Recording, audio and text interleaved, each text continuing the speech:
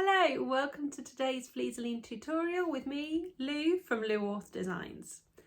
Today we'll be making this super cute baby bandana bib.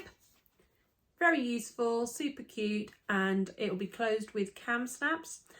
You can use Velcro if you would prefer, and I'll talk about that more in the tutorial. So that's what we're making today. That's what it looks like when it's closed at the back. So to make this, you will need a fat quarter of a quilting cotton print. I've got this really cute Gummy Bears print from Ruby Star Society. We will also be using some lovely interfacing. We will be using this new product from Vlieseline, which is B700, and it has a really unique adhesive to this that is completely biodegradable. So we'll be using that in our project today. And you will need half a yard or half a metre of that with the full width of the bolt of that, which is around 90 centimetres. So we've got our fabric, we've got our interfacing, and you will also need something to close the bib with. I will be using cam snaps, so you need a little cam snap tool and your chosen cam snaps, or you can use a piece of Velcro, depending on how much overlap you want to have. You will need some Velcro that's about ½ an inch wide, and you can have it as long as you like, pretty much. So a couple of inches long. The longer you have it, the more overlap you'll be able to get, so you'll have a bit more adjustability in the bib. Okay, enjoy, and if you have any questions, contact me at Vlieseline Designs on social media. Enjoy! The interfacing we will be using for today's product is this one. It's the Vlieseline B700. And as you can see, it's quite a lightweight interfacing, but it does give that added bit of structure when needed. It is a new product out by Vlieseline, and it is biodegradable and made from unique adhesives that from completely natural raw materials. So it's a great new product to the Vlieseline line. I'm just going to show you the G700 as well, just so you can get an idea of what the B700 is like. It's quite similar to the G700 in terms of weight and applications. It's just that you do have that biodegradable adhesive on the B700. So this is the one we'll be using today. From your fabric, you need to cut out a 14-inch square, and from the B700 interfacing, you need to cut a 13.5-inch square. Take care when choosing your fabrics, because the final bib will be on the bias, so it will look like this in terms of fabric placement. I really like the diagonal look of these gummy bears, but just bear that in mind when choosing your fabric, that it won't be the standard placement of the fabric. It will be turned and on bias.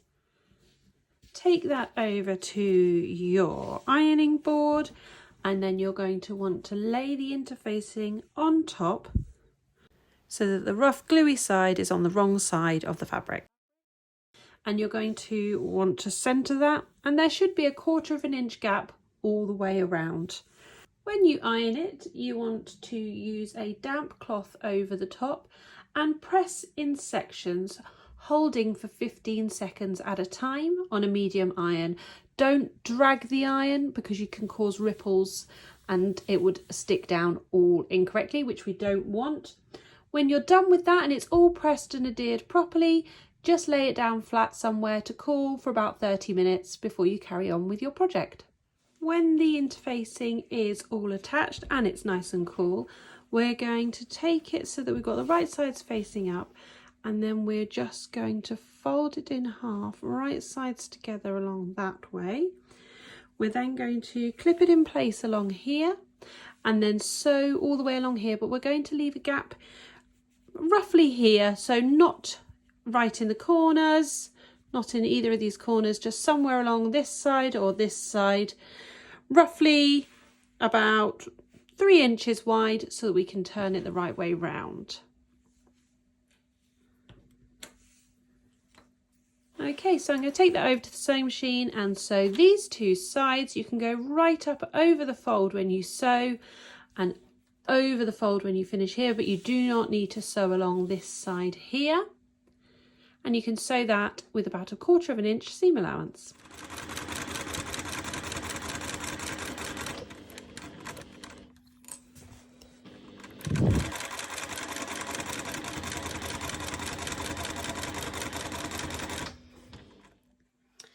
So that has been sewn down that side. I have left a little gap here and backstitch before and after the gap, and it goes right up into these corners here.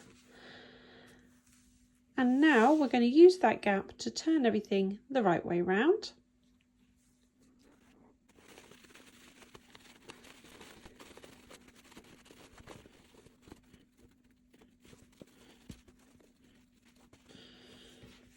Okay, so you can use the gap in the lining, you can pop a little point turner in those corners to get them all turned out nicely.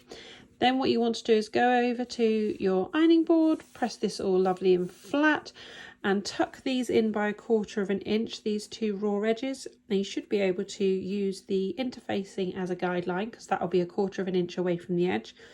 Just fold those in and press those in place, and we will catch those with a top stitch at the next step.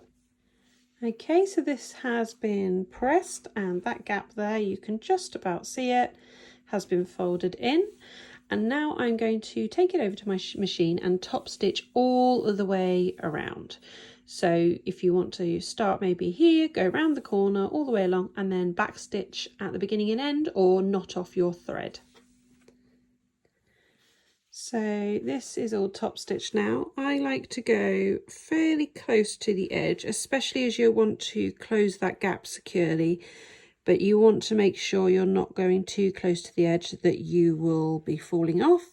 So just sort of go as close as you can that you know you'll be able to do without falling off from the edge. I like to increase my stitch length a little when I top stitch, so I normally piece my projects in about 2.2, 2.5, and then I extend the stitch length to around 3.5 when I stitch. And I have top stitched in this variegated sort of blues and teals thread. Next, we're going to add the closure fastening. I'm going to be demonstrating with using snap fasteners, but you could add some Velcro if you wanted. If you do add Velcro, you will need to add it to the outer part. So you've got one part here and one part on the inner, so that when they fold over, they will attach. So one on, it's very hard here with the right and wrong side, but if we say this is the wrong side, we'd fold it over, put a piece of Velcro here on the right side, and then we'd have a piece of Velcro on the other side here to attach.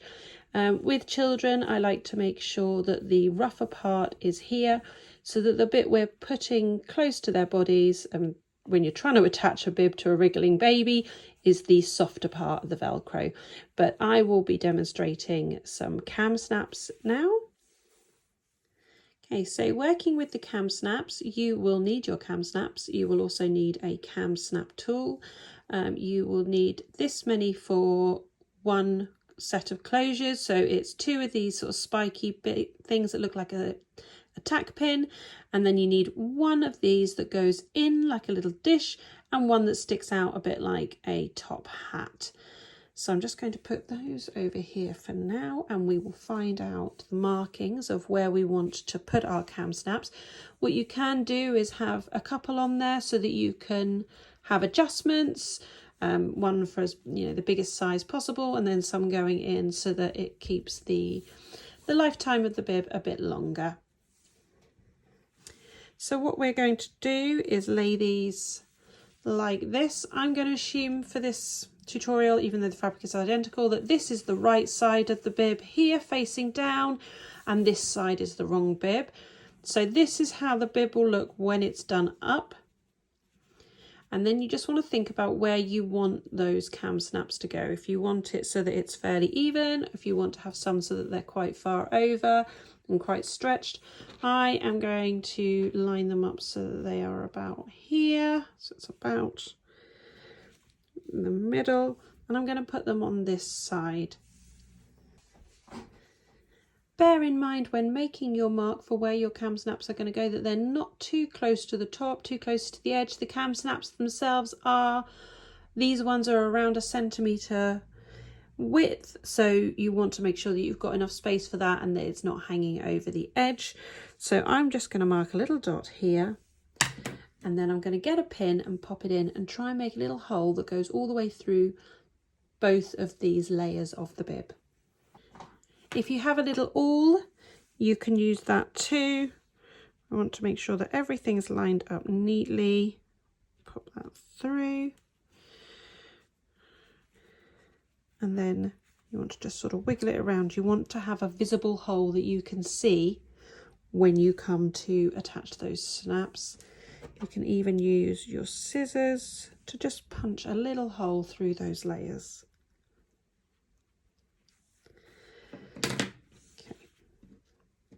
We're going to do this side first. Remember, this is the wrong side, that's the right side. We've got the right side going over. So we're going to take this set. So we've got one that looks like a tack pin and one that dips in.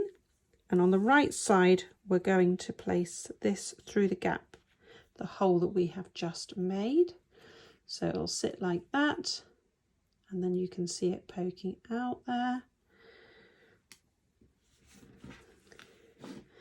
Then we're going to sit this on top, just like that. And then we're going to use the cam tool to squish that in place.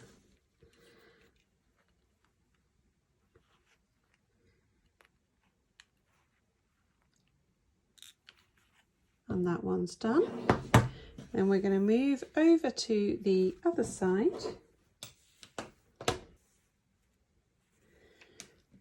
This time the spiky one is going to go down through the wrong side in the hole that we made earlier.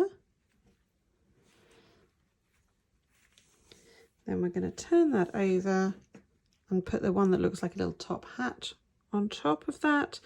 And then we're going to seal that in with our tool. Make sure that clicks in place so that it's being held properly. And there we go.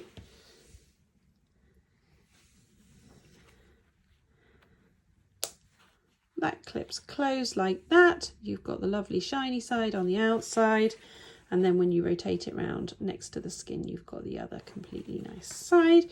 It looks like that. What you can do then is attach another one of these sets, so the little top hat sets here, here, and then you can have an adjustable sizing however you want it to. And there is your finished bib.